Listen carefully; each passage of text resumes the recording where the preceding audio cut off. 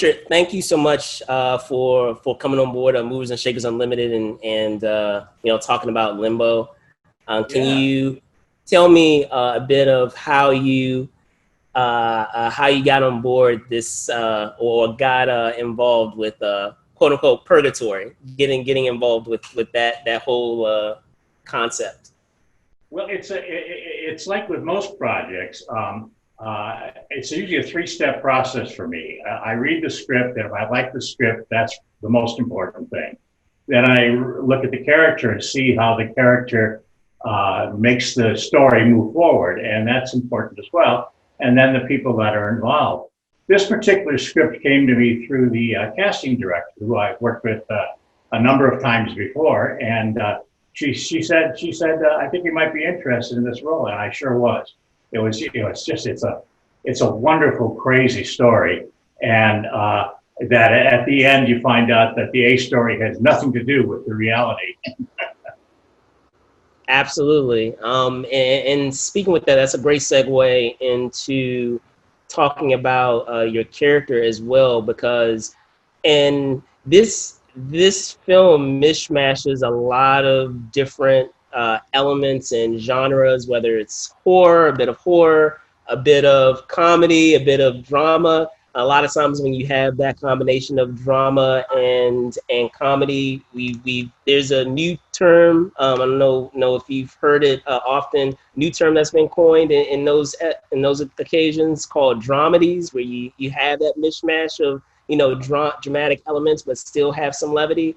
So considering all of that, can you talk a bit about your character, because I feel that your character provides a lot of the levity, but there's still some sadness there. There's still some elements of a lot of elements of drama there. So talk about doing that fine balance with that character. Well, that's the thing with Phil. He seems to be so happy to be there. He Right. says several times, "I really like you people. I'm having such a good time." And yet, when he's left alone with Jimmy pretty early on, he says, "Oh, what was LA like?" And he's, "It was a hellhole."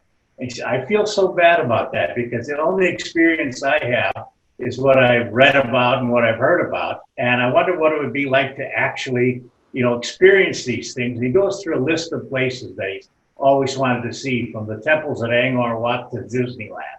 And he really feels missing that. And obviously his usual job is to clean out the fire pits, and so this is a real joy to be allowed to be among these people and to hear their stories and to get some sense of what their reality is like. And he does like to throw in the odd joke. He's got a lot of bad jokes, a lot of dad jokes, a lot of Shaggy Dog stories, and it was wonderful. Mark wrote them, and they're just great. And but he couldn't get them all in the movie, and so he didn't tell me that he was going to put one during the final credits and so on. I went to the screening and saw it. It was just a delight. But the thing with Phil that was so exciting in terms of as an actor was I got to have a front row seat to watch all these other extraordinary people come in and do their turns, whatever they may be, and there were some just remarkable things. And Mark was good in that he didn't over rehearse it, so he didn't allow us to have to be prepared exactly what was going on. Like when James Purfoy comes in as Lucifer, you're used to him being just this laser focused bad guy, and even hearing him coming down the hallway, you're coming, oh, it's gonna be awful. And then he was just this laid back guy. Yeah, okay, fine, Leo. If that's the way it is, that's the way it is. See you all the next round. And and yet there was that those daggers in his eyes. You knew that if you stepped out of line, he would take care of you. But it was so much fun as an actor to be able to sit there and watch that all the way through. Absolutely, and from doing a little bit of research on you, Richard, I understand that there has been a large portion of in terms of your schooling and being doing stage management. So I Oh just yeah. find it kind of ironic, you know, that whole concept of, as you said, observing, you know, your peers doing their roles. Because as someone who's also stage managed, theater major, Aha. I get that dynamic of being able to observe, you know, your peers and observe the show from another lens. So that it's funny that you bring that up. Uh, with that being said, can you talk to, not just with this film, but in what you were saying with your process, deciding on a particular role? You said that you have that 3-step process. Has that been something that has evolved as you've continued with your career, or has it always been that way from the beginning, considering all the memorable roles that you've had in your career? Well, there's two sides to that. One is that there's very few things that I've said no to because I know that it's always going to be interesting, and it's become more so lately as I've done more and more independent films, which is something that I really gravitate toward because it allows me to do roles that I normally wouldn't get a chance to do, and also with people that have been working on this project for a while and have a real passion for it and a real desire for what they're doing, and that's exciting. Um, I did theater, almost exclusively theater, for 20 years, all over the country, and then went to New York for about 8 or 10 years, and that was, that's wonderful. And the nice thing about that is that you have a rehearsal period, you get a chance to kind of learn what the character is and what the story is, and then you play it night after night in front of a live audience from beginning to end, and so you have that sense to it as well. So coming into film and TV, that was sort of my background. So uh, I think it made it a little bit easier for me to find what it was in the story of the screenplay, what it is in the development of the character, and then it's great, the people that you're working with to just you know lay back and find out what they're going to do and respond to that. I mean, it should be a live performance even when it's being taped. Absolutely. And I was going to say the only reason why I asked that question is Office Space. I absolutely love that movie. I've seen it a million times. It's so quotable. It's something that I can, doesn't matter whenever it's on. I have to watch it all the way through because I enjoy it so much.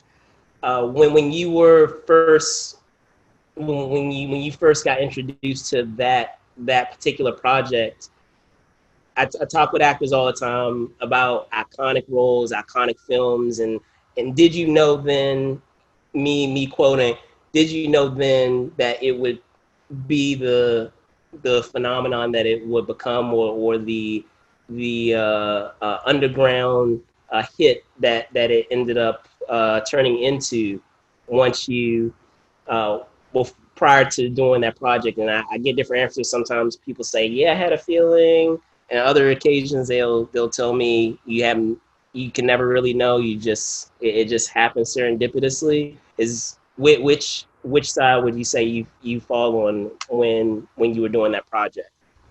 Well, I knew it was going to be fun from reading the script. Mike wrote just a terrific script. And then it was kind of a longer audition process. I think I went in 3, maybe 4 times. The first time they had me read both for the psychiatrist and for Tom Stokowski. And then the Okay. last 3 times I read just for Tom.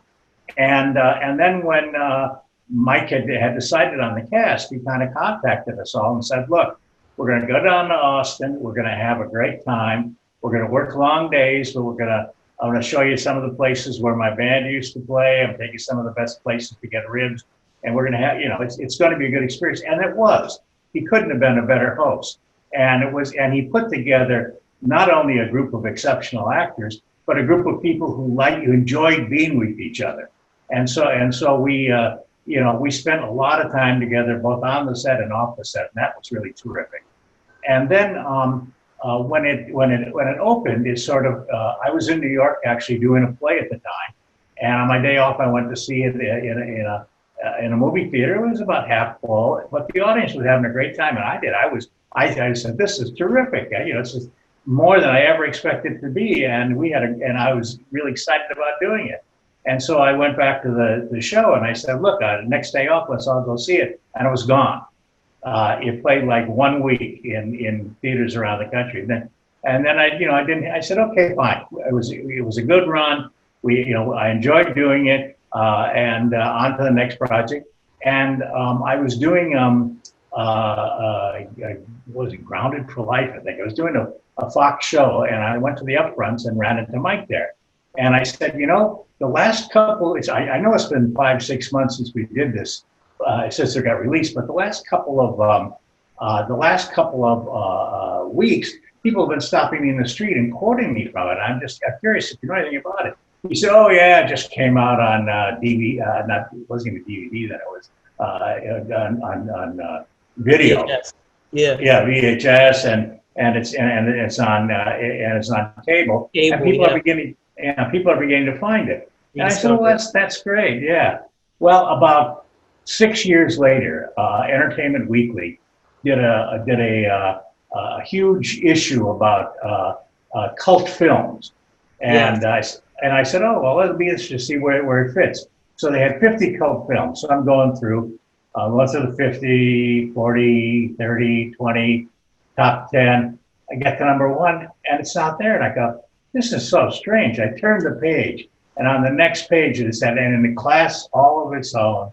Office space, and it really is. People still, stop me on the street and say, "Oh yeah, I just showed it to some newbie in the office who didn't understand where I was quoting," and it really does. It has just an incredible life. I guess they just had the 20th anniversary. Isn't that amazing? Yeah, amazing.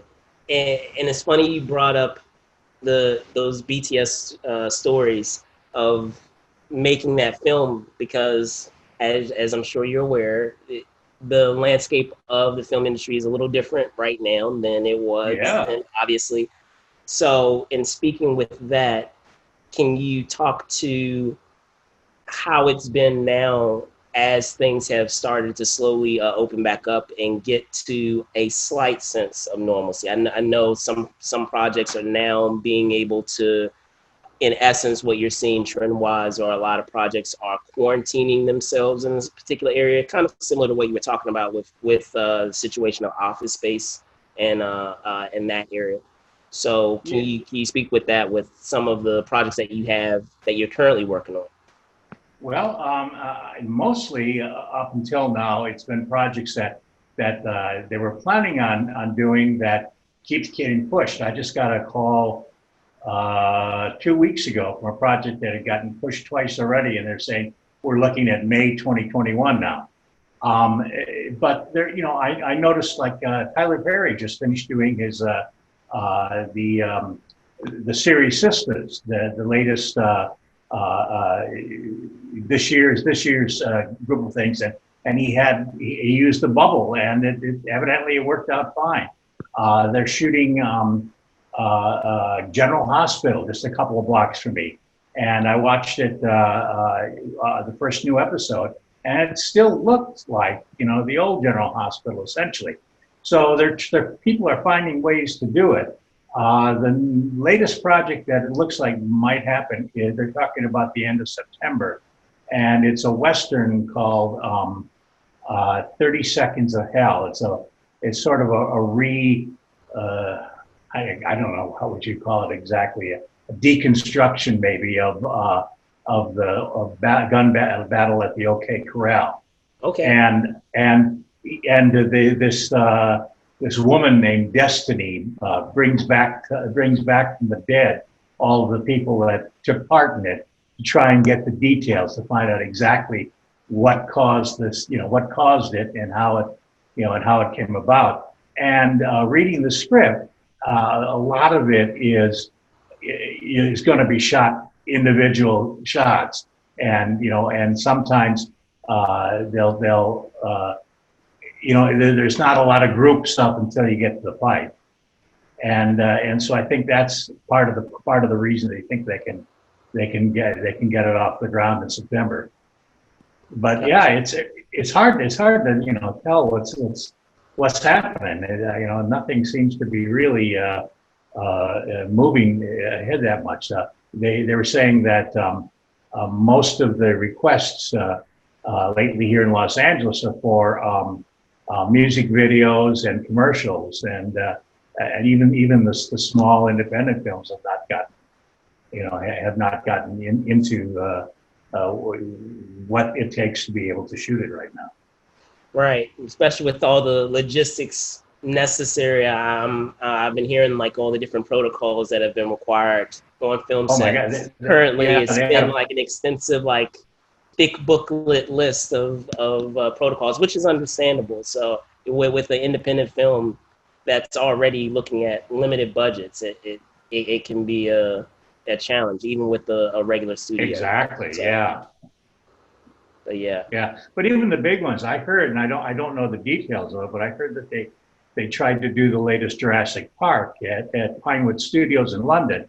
Did the deep clean, did the quarantine the actors, and much of it is CGI anyway. So they figured they could do that, and I guess they managed to get through 4 days before they had to shut down.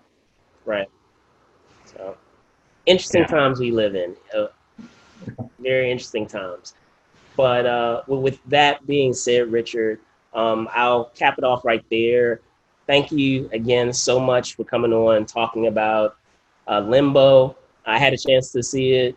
As I said, it is a great mishmash of various genres, and spoke with Lou not too long ago. I want to say, I guess it's been about a week or so ago, week and a half perhaps. But talking about just the story itself, and just like you said, the curveball that the story provides, which I do not want to spoil. So I enjoyed it quite a bit. But with that being said,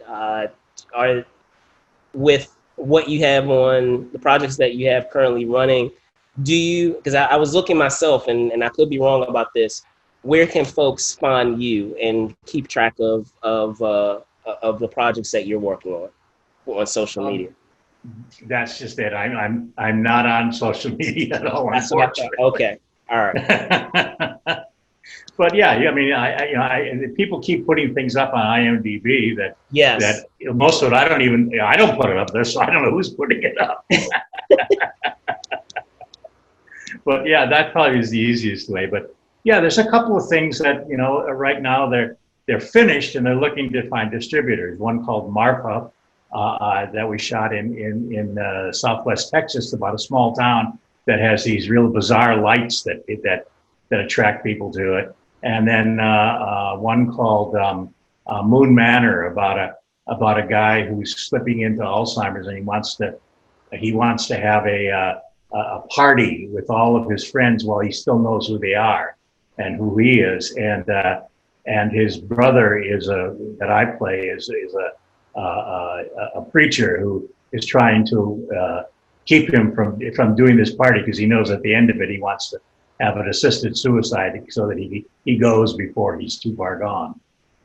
So hopefully they'll find some place for where their content is wanted and needed. All right, awesome. Well, there you guys have it. Thanks so much for those of you that are watching.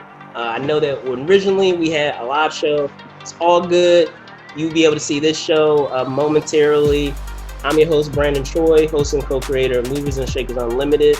You can find us on Facebook at facebook.com, Move and Shake UNLTD.